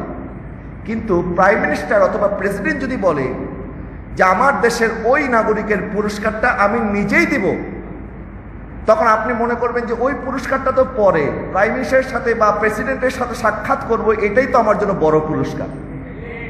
ঠিক একইভাবে আল্লাহ সুবহানাহু ওয়া তাআলা অন্যান্য ইবাদতের বেলায় এইভাবে বলে নাই, যেইভাবে সিয়াম সাধনার বেলায় বলেছে, আস-সাওমু লি ওয়া আনা আজজি বিহি। এই সিয়াম সাধনা আমার জন্য, আর এই প্রতিদান আমি আল্লাহ নিজে আমার বান্দাকে দান করব। তাহলে পুরস্কার তো বাদী, আল্লাহর পক্ষ থেকে পুরস্কার আল্লাহ নিজে আদায় করবেন, এটাই তো বড় পুরস্কার। এর চাইতে বড় পুরস্কার তো আর কিছু হতে পারে না। আল্লাহ পাকের মাকসাদ হচ্ছে আমরা যেন আল্লাহকে ভয় করি, তাকওয়া অর্জন করি। তো হযরতে আবু নুআইম রাহমাতুল্লাহি আলাইহি ওনার হুলিয়ার মধ্যে বর্ণনা করেন হযরত আব্দুল্লাহ ইবনে মাসউদ রাদিয়াল্লাহু তাআলা থেকে একটি হাদিস, আমরা কি করে তাকওয়া অর্জন করতে পারি? উনি বলছেন, সর্ব অবস্থায় আল্লাহকে স্মরণ করো, আল্লাহকে ভুলে যেও না। 2 নাম্বার, সবসময় আল্লাহর ইবাদতের মধ্যে কাটাও, নাফরমানি করিও না। 3 নাম্বার, সবসময় আল্লাহর শুকর করো, নাশুকর বান্দা হইও না। নাশুকরিয়া যেন আমরা না করি। এই 3টা কাজের মাধ্যমে আমরা তাকওয়াবান হতে পারি। এবং আমার আকা সাল্লাল্লাহু আলাইহি ওয়াসাল্লাম একবার সাহাবায়ে কেরামকে জিজ্ঞেস করছেন, আমি এখন যেই নসিহত করব, এই নসিহতের উপরে কে কে আমল করবে? হযরত আবু হুরায়রা রাদিয়াল্লাহু তাআলা সবার আগে হাত তুললেন, বলেন, ইয়া রাসূলুল্লাহ, আমি আপনার সাথে ওয়াদা করছি, আপনি যা নসিহত করবেন আমি তা পালন করব। সুবহানাল্লাহ। যে আবু হুরায়রা রাদিয়াল্লাহু তাআলা আনহু 5374টি হাদিস বর্ণনা করেছেন অল্প সময়ের মধ্যে। মাত্র কয়েকটি বছর নবীজির সোহবতে ছিলেন। তো একবার ওনাকে জিজ্ঞাসা করলো, আবু হুরায়রা, আবু বকর সিদ্দিক এত বছর নবীজির সাথে ছিলেন, ওমর ছিলেন, ওসমান ছিলেন, আলী ছিলেন, তারা কেউ এত হাদিস বর্ণনা করতে পারে নাই, তুমি যত হাদিস বর্ণনা করেছো, কি করে পেরেছো? তখন আবু হুরায়রা রাদিয়াল্লাহু তাআলা আনহু জবাব দিয়েছেন, যখন তোমরা ব্যবসা বাণিজ্যের মধ্যে, দোকানপাটে, যখন তোমরা নিজেরা আলাপ আলোচনার মধ্যে ব্যস্ত থাকতে, তখনও আমি নবীজির কদমে বসে থাকতাম, আমার নবী যা বলতেন আমি তা মুখস্থ করে নিতাম। একবার আবু হুরায়রা বলছেন, ইয়া রাসূলুল্লাহ, আপনি যা বলেন আমার মনে চায় আমি যেন সব মনে রাখতে পারি, কিন্তু আমার মাথায় সব থাকে না, আমি ভুলে যাই। হুজুর, আমাকে একটু দাওয়া দেন, ওষুধ দেন, আমি যেন ভুলে না যাই। আমার নবী রাহমাতুল লিল আলামিন বললেন, তোমার চাদরটা দাও। নবীজি 1 কোষ দিলেন। আবু হুরায়রা বললেন, আবু হুরায়রা, এখন তুমি তোমার বুকের মধ্যে এটাকে মালিশ করো, একটু বুকের মধ্যে লাগাও। হযরত আবু হুরায়রা রাদিয়াল্লাহু তাআলা বলছেন, যেদিন আমার নবী রাহমাতুল লিল আলামিন আমার রুমালের উপরে একটু ফু দিয়ে দিলেন, এবং ওইটা যখন আমি আমার কলবের সাথে, আমার এই বুকের সাথে যখন আমি মালিশ করলাম, তারপর থেকে আর একটা কথাও আমি আবু হুরায়রা ভুলতে পারি নাই। সুবহানাল্লাহ। তারপর থেকে আর একটা কথাও আমি আবু হুরায়রা ভুলে যাই নাই। সুবহানাল্লাহ। আমার নবী সাল্লাল্লাহু আলাইহি ওয়াসাল্লাম চাইলে দিতে পারে। ইন্নামা আনা কাসিমুন ওয়াল্লাহু ইউতি।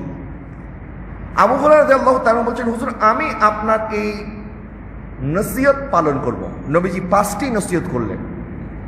1 নাম্বার, আমার নবী বললেন, ইত্তাকিল মাহারিম তাকুন আবাদান নাস, ওয়া আরদা বিমা কাসামাল্লাহু লাকা তাকুন আগনান নাস, ওয়া আহসিনু ইলা জারিকা তাকুন মুমিনান, ওয়া উহিব্বু লিন-নাসি মা তুহিব্বু লিনাফসিকা তাকুন মুসলিমান, ওয়া লা তুখসিরা দিহক ফা ইন্না কাসরাতা দিহকি তুমিতুল কলব।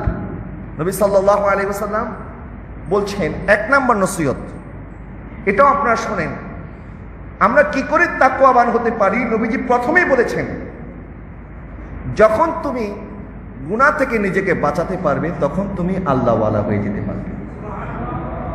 নেক কাজ করা অনেক ভালো কাজ, নেক কাজ করার চাইতে উত্তম গুনাহ থেকে নিজেকে বাঁচানো। মাহে রমাদান আমাদেরকে এটাই শিক্ষা দেয় যে তুমি সকাল থেকে সন্ধ্যা হালাল কাজ থেকে যদি নিজেকে বাঁচিয়ে রাখতে পারো, বাকিটা সময় হারাম থেকে, গুনাহ থেকে কেন বাঁচতে পারবে না? কারণ আমি আল্লাহ তো তোমার সিয়াম সাধনা অবস্থায় যেভাবে দেখি, বাকি 11 মাসও সেইভাবে দেখি। তাকুন আবাদান নাস। ইবাদত গুজার বান্দা আমরা তখন হতে পারবো যখন নিজেকে গুনাহ থেকে বাঁচাতে পারবো। 2 নাম্বার, নবীজি বলছেন, তুমি তোমার রিজিকের মধ্যে সন্তুষ্ট হয়ে যাও। আল্লাহ তোমাকে যা রিজিক দিয়েছে তার মধ্যে যদি তুমি সন্তুষ্ট হতে পারো, তাহলে তুমি মানুষের মধ্যে সবচাইতে বড় ধনী তুমি হয়ে যাবে। আজকে আমরা দেখবেন, সবাইকে যদি জিজ্ঞাসা করেন, সবাই বলবে আমার অনেক অভাব, আমার এটা নাই, আমার এটা নাই, আমার এটা লাগবে, এটা লাগবে।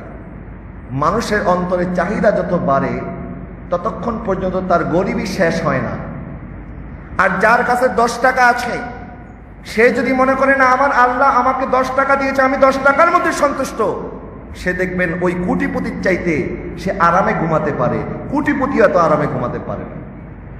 যদি আপনার অন্তরের গরিবী শেষ না হয়, আপনি কোটি কোটি টাকার মালিক হলে কি হবে? অনেকে 5 স্টার হোটেলে ঘুমায়, তারপরে ঘুম আসে না, কিন্তু অনেকে সালার মধ্যে ঘুমিয়ে পড়ে ঘুম চলে আসে। তো আপনি 5 স্টার হোটেলে এত দামি পালঙ্কে আপনি ঘুমাচ্ছেন, আপনার ঘুম আসে না, খালি টেনশন আর টেনশন।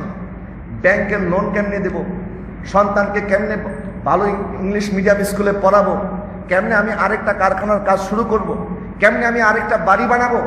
অনেকে দেখবেন একটি বাড়ি আছে, আরেকটা বাড়ি করার জন্য এমনভাবে খরচ করে তার পকেটে 1000 টাকাও থাকে না, মানুষের কাছ থেকে হাওলাত করে চলতে হয়। জিজ্ঞাসা করলে কি ব্যাপার ভাই, আপনি 10 তলা বিল্ডিং এর মালিক, টাকা কই গেল? আরে ভাই টাকা তো সব ব্যাংকে এই বাড়ির পিছনে লাগাই দিচ্ছি। এখন আমরা যদি এইভাবে সম্পদের পিছনে ছুটতে থাকি, এই লোভ, এই আকাঙ্ক্ষা কখন শেষ হবে? মানুষের অন্তর কখনো আল্লাহ সুবহানাহু ওয়া তাআলা পরিতৃপ্ত করবে না যতক্ষণ পর্যন্ত মানুষ টাকার পিছনে ছুটবে, অর্থের পিছনে ছুটবে। এবং যারা অল্প রিজিকে সন্তুষ্ট থাকেন, যারা মনে করেন আমার আল্লাহ আমাকে যা দিয়েছে আমি তাতেই সন্তুষ্ট, নবীজি বলছেন তাহলে তুমি সবচাইতে বড় ধনী হতে পারবে। সুবহানাল্লাহ। আমরা অনেক সময় আমাদের রিজিক নিয়ে চিন্তিত হয়ে যাই। অনেক সময় চিন্তা করি আমাকে এত টাকার মালিক হতে হবে, নয়তো আমি শেষ, সোসাইটিতে আমার কোনো ইজ্জত থাকবে না। আপনি যতই চেষ্টা করেন, আমার আল্লাহ যদি না দেন আপনি কি অর্জন করতে পারবেন? যত চেষ্টা আপনি করেন, সব করেন, আমার আল্লাহ যদি দিতে না চায় আপনি পারবেন না। আর আল্লাহ যদি দিতে চায় আপনি চেষ্টা না করলে আল্লাহ আপনাকে দিবেন। প্যারে হাজরিন, তার মানে এই বলছি না যে আপনার কোনো কাজ করা দরকার নাই, আজকে থেকে একবারে সব ঘরে গিয়ে স্ট্রাইক করেন, বসে থাকেন, কামাই রোজগারের কোনো দরকার নাই। না, দরকার আছে। তবে যতটুকু আল্লাহ আপনাকে দিবেন, আল্লাহর দরবার থেকে যা আপনি পাবেন আগে দেখবেন এটা হালাল কিনা। আপনি অসুস্থ, আপনার সন্তানকে খাবার দেওয়ার জন্য খাবার নাই, আপনার মা বাবা অসুস্থ, তার চিকিৎসার জন্য আপনার কাছে পয়সা নাই, আপনি বিপদের মধ্যে পড়ে আছেন, কিন্তু আপনার কাছে হারামের দরজা খোলা, আপনি চাইলে হারাম করতে পারলে আপনার সব ব্যবস্থা হয়ে যাবে। কিন্তু তারপরেও যদি আল্লাহকে ভয় করেন, তারপরেও যদি হারাম থেকে নিজেকে বাঁচাতে পারেন, আমার আকা সাল্লাল্লাহু আলাইহি ওয়াসাল্লাম বলছে যেই ব্যক্তি অনেকগুলি সন্তান, অনেক অভাব অনটনে কষ্টে আছে, কিন্তু তারপরেও ওই বাবা তার সন্তানের মুখে হারাম লোকমা তুলে দেয় না, হারাম থেকে বাঁচে, কিয়ামতের ময়দানে ওই ব্যক্তিকে জান্নাতে যাওয়া থেকে কোনো কিছু বাধা দিয়ে রাখতে পারবে না। অর্থাৎ ওই ব্যক্তি জান্নাতে চলে যাবে। আমরা আমাদের রিজিককে নিয়ে এত টেনশন কেন করি? রিজিক নিয়ে টেনশন করলে আমরা রিজিক অর্জন করতে পারবো না। মনে রাখবেন, আমরা যখন মায়ের গর্ভে এসেছি আমাদের বয়স ছিল 120 দিন মাত্র। সেই দিন ফেরেশতা এসে আমার রিজিক তখনই লিখে দিয়েছে। আমার রিজিক লেখা আছে। আমার রিজিক আমার পিছনে এমনভাবে ছুটছে, নবীজি বলছেন তোমার পিছনে মালাকুল মউত যেভাবে ছুটছে, মৃত্যু যেভাবে ছুটছে, ঠিক একইভাবে তোমার পিছনে তোমার রিজিকও ছুটতেছে। সুবহানাল্লাহ বলেন না? সুতরাং রিজিক নিয়ে চিন্তিত হবেন না, আল্লাহর কাছে দোয়া করবেন আল্লাহ যেন আমাদের উত্তম রিজিকের ব্যবস্থা করে, হালাল রিজিকের ব্যবস্থা করে, হারাম থেকে যেন বাঁচতে পারি। কিন্তু অনেকে যা পায় তাই খায়। মনে করেন আমি তো বিপদে পড়েছি, এখন এই বিপদ থেকে সারানোর জন্য মনে হয় এই গুনাহটা করা আমার জন্য বৈধ হয়ে যাবে। না, কখনোই না। আমি আর আপনি যে অবস্থায় আছি, আমাদের চাইতে কষ্টে, অভাবে, অনটনে আরো কি মানুষ নাই? কত অভাব অনটনে মানুষ আছে। আজকে 1 বছর করোনা, তার চাইতে বেশি, কিন্তু আল্লাহর শুকরিয়া দেখেন, 1 ওয়াক্ত খাবার আল্লাহ পাক আমাদের কাছ থেকে কেড়ে নেয় নাই। এত অভাব অনটন আমরা বলি, তারপরও তো আমরা না খেয়ে নাই। কিন্তু কত মানুষ আছে যারা এই মাঘে রমাদানে আফ্রিকার বিভিন্ন দেশে, এমনকি আমাদের বাংলাদেশে পর্যন্ত অনেক গরিব মানুষ আছে দেখবেন, যারা পানি খেয়ে ইফতার সেহরি করে। ইফতার করার সময় তার কাছে কোনো খাবার নাই, আবার পানি খেয়ে ইফতার করে। এরকম মানুষও বাংলাদেশে আছে, এরকম মানুষও এখনো জমিনের মধ্যে আছে। তো আমরা এত অভাব বলি, অভাব আমাদের কোনোদিন শেষ হবে না যদি আমরা আল্লাহর প্রতি তাওয়াক্কুল না করি এবং আল্লাহর প্রতি সন্তুষ্ট না থাকি। নবীজি বলছেন যখন তুমি আল্লাহর রিজিকে সন্তুষ্ট হবে তখন তুমি সবচেয়ে বড় ধনী হয়ে যাবে। এরপরে বলছে তোমার প্রতিবেশীর সাথে উত্তম আচরণ করো, তাহলে তুমি পরিপূর্ণ ঈমানদার হবে। তুমি তোমার নিজের জন্য যা পছন্দ করো, তোমার মুসলিম ভাইয়ের জন্য তুমি যদি তা পছন্দ করো, তাহলে তুমি পরিপূর্ণ মুসলমান হবে। এবং অধিক অট্টহাসি থেকে, হাসাহাসি থেকে নিজেকে বাঁচিয়ে রাখো, কারণ হাসাহাসি আমাদের কলবকে মেরে দেয়। এই হাসি থেকে, অট্টহাসি থেকে বেশি হাসাহাসি করা এটা ইসলামে বৈধ নয়। হ্যাঁ, হাসতে পারেন। হযরত আয়েশা সিদ্দিকা রাদিয়াল্লাহু তাআলা বলছেন, আমি নবীজির চাইতে বেশি হাসতে আর কাউকে দেখি নাই। আর জোরে বলুন না সুবহানাল্লাহ। নবীজির চাইতে অধিক হাসতে আমি আর কাউকে দেখি নাই। কিন্তু নবী সাল্লাল্লাহু আলাইহি ওয়াসাল্লামের হাসিরও একটি সুন্নত আছে, এবং ইসলাম এমন একটি ধর্ম যেই ধর্মে হাসলেও আল্লাহ সওয়াব দান করে। কিন্তু ওই হাসিটা হতে হবে নবীর সুন্নাহ মোতাবেক, কাহা না, অট্ট হাসি না। এবং আরেকজনকে নিয়ে হাসাহাসি করা, ঠাট্টা তামাশা করা, এটা হাসি নয়, বরং সবার সাথে হাসি মুখে কথা বলা। যেন আপনি যখন আপনার ভাইয়ের সাথে হাসি মুখে কথা বলবেন, সে আপনার কথা শুনে যেন তার অন্তরটা ঠান্ডা হয়ে যায়। সুবহানাল্লাহ। তাহলে এই 5টা কাজ যদি আমরা করতে পারি, তাহলে আমরা মুত্তাকি পরহেজগার হতে পারবো। প্রিয় হাজরিন, এই যে করোনা মহামারী চলছে, এই করোনা থেকে আমাদের বাঁচার কি উপায়? সর্বপ্রথম আমাদেরকে আল্লাহর উপরে তাওয়াক্কুল করতে হবে, যে আমাদের মরতে হবে। আমরা করোনাতে মরি আর না মরি, আমাদেরকে তো মরতে হবে। কথা বলে না, ঠিক কিনা? সুতরাং মৃত্যুকে ভয় পেয়ে কোনো লাভ নাই। ভয় পেতে হবে কাকে? আমাদের হায়াত যতদিন আছে, পৃথিবীর কোন শক্তি আমাদেরকে এক মুহূর্ত আগে মারতে পারবে না। আর আমাদের হায়াত যদি না থাকে, পৃথিবীর কোন শক্তি আমাদেরকে এক মুহূর্ত বাঁচিয়ে রাখতে পারবে না।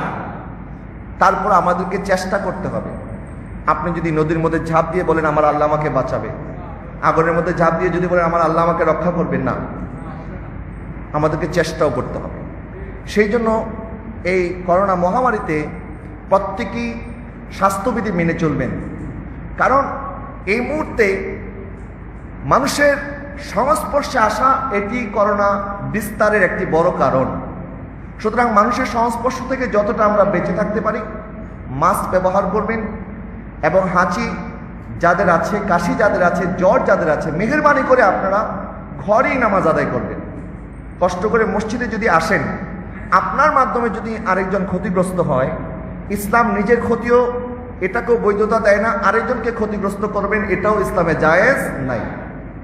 এখন আপনি মসজিদে এসে নামাজ আদায় করলে আপনার সুন্নতে মুআক্কাদা আদায় হবে, কিন্তু আপনি আরেকজনের জানের জন্য যদি অনিরাপদ হন, আপনার কাশির মাধ্যমে, আপনার হাঁচির মাধ্যমে, আপনার জীবাণুর মাধ্যমে যদি আরেকজন মুসলমান ক্ষতিগ্রস্ত হয়, যেমন দেখা গেছে আমরা যারা ইয়ং আছি, যুবকদের ইমিউনিটি পাওয়ার ভালো, তাদের করোনা হলেও হয়তোবা তাদের সাথে, শরীরের সাথে করোনা টিকতে পারে না, একটি সময় ভালো হয়ে যায়। কিন্তু ওই যুবকের মাধ্যমে যদি কোনো বৃদ্ধের করোনা ছড়ায়, যেমন অনেকে আমরা দেখেছি যে ছেলের করোনা হয়েছে, মা বাবা সুস্থ, ছেলের করোনা হয়েছে এবং ছেলের করোনা হয়ে ছেলে সুস্থ হয়ে গেছে, কিন্তু ছেলের মাধ্যমে মা বাবার করোনা হয়েছে, একই দিনে মাও মারা গেছে, বাবাও মারা গেছে। এটা আমার পরিচিত একজনের সাথে হয়েছে, আমার এক আত্মীয়, তার ছেলের করোনা হয়েছে। এখন ছেলে সুস্থ হওয়ার পরেও তার বাবার করোনা হয়েছে, মারও করোনা হয়েছে, বাবা মারা গেছে, সন্তানরা গেছে বাবাকে কবর দেওয়ার জন্য। যে অ্যাম্বুলেন্স নিয়ে কবরস্থানে গিয়ে বাবাকে কবর দিয়েছে, মাত্রই খবর এসেছে তার মাও মারা গেছে। একই অ্যাম্বুলেন্স, যে অ্যাম্বুলেন্স দিয়ে বাবাকে কবরে রেখে এসেছে, ওই অ্যাম্বুলেন্স আবার বাসায় গিয়ে আবার মাকে এনে তারপরে কবরস্থ করেছে। প্রিয় হাজরিন, আমরা আল্লাহর কাছে পানাহ চাই, আল্লাহ যেন আমাদের এই কঠিন পরীক্ষা থেকে আমাদেরকে নাজাত দান করে। সকলে বলুন আমিন। এই বিপদ থেকে উদ্ধার হওয়ার কয়েকটি পদ্ধতি নবীজি বলেছেন। 1 নম্বর, নবীজি সাল্লাল্লাহু আলাইহি ওয়াসাল্লাম বলেছেন, দাউ মারদাকুম বিসসাদাকা, তোমরা অসুস্থকে সাহায্য করো সদকার মাধ্যমে। অর্থাৎ সদকা যখন আমরা দেব, মানুষকে যখন আমরা খাবার দেব অথবা দান করব, একজন অভাবের অভাব দূর করে দেব, আল্লাহ পাক তার অভাব দূর করার কারণে আল্লাহ পাক আমাকেও এই কঠিন রোগ থেকে হেফাজত করবেন। সুবহানাল্লাহ। এই জন্য নবীজি বলেছেন দাউ মারদাকুম বিসসাদাকা।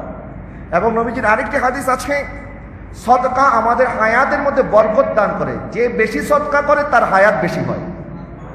একবার নবী সাল্লাল্লাহু আলাইহি ওয়াসাল্লামের কাছে উম্মাহাতুল মুমিনিনগণ প্রশ্ন করলেন, ইয়া রাসূলুল্লাহ, আপনার আজওয়াজে মুতাহারার মধ্যে কার হায়াত বেশি? নবীজি বলেন, যার হাত লম্বা। এখন হযরত আয়েশা সিদ্দিকা বলেন, আমরা ফিতা নিয়ে আসলাম, ফিতা এনে আমরা প্রত্যেকে হাত মাপা শুরু করলাম, দেখ কার হাত লম্বা। তো নবীজি বলেন, আরে আমি তো হাতের দৈর্ঘ্যকে বুঝাই নাই, মানে যার হাত দিয়ে বেশি দান করে, যে বেশি দান করে আল্লাহ তাকে বেশি হায়াত দান করবে। সুতরাং হায়াত যদি আল্লাহর কাছ থেকে পেতে হয় আমাদেরকে দান সৎকার করতে হবে, এবং এই মাহে রমাদান দান সৎকার করার মাস। সাদকাতুল ফিতর, আমরা যাকাত আদায় করি, নফল দান সৎকার খায়রাত প্রত্যেকে চেষ্টা করবেন প্রত্যেকের জায়গা থেকে বেশি করে দান সৎকার করার জন্য। 2 নাম্বার, নবীজি বলেছেন লা ইয়ারুদ্দুল কাদা ইল্লা দুআ, তকদির পরিবর্তন হয় না কোনো কিছুর মাধ্যমে একমাত্র দোয়া ছাড়া। সুবহানাল্লাহ। অর্থাৎ আমাদের তকদির আল্লাহ যা রেখেছেন তাই হবে, তবে আমাদের তকদিরও পরিবর্তন হয়ে যায় দোয়ার মাধ্যমে। এই জন্য আল্লাহর কাছে বেশি বেশি দোয়া করবেন, এবং এই মহামারী থেকে বাঁচার জন্য নবী সাল্লাল্লাহু আলাইহি ওয়াসাল্লামের কয়েকটি দোয়া আমরা পড়তে পারি, যেমন বিসমিল্লাহিল্লাযী লা ইয়াদুররু মা ইসমিহি শাইউন ফিল আরদি ওয়ালা ফিস সামাই ওয়া হুয়াস সামিউল আলিম। আরেকটি দোয়া আছে আল্লাহুম্মা ইন্নী আউযু বিকা মিনাল বারাসি ওয়াল জুনুনি ওয়াল জুযামি ওয়া মিন সাইয়িল আসকাম। এই দোয়াগুলি বেশি বেশি করবেন, আল্লাহর কাছে কান্নাকাটি করবেন, এবং নিজের গুনাহগুলি ক্ষমা চাবেন, এবং আল্লাহর উপর তাওয়াক্কুল করবেন। তাওয়াক্কালতু আলাল্লাহ, আমার আল্লাহ যদি আমাদের হায়াত রেখে থাকে, আমার আল্লাহ যদি আমাদের হায়াতের ব্যবস্থা করে থাকে, ইনশাআল্লাহ তাআলা আযজা ওয়া জাল করোনা আমাদেরকে কোনো ক্ষতি করতে পারবে না।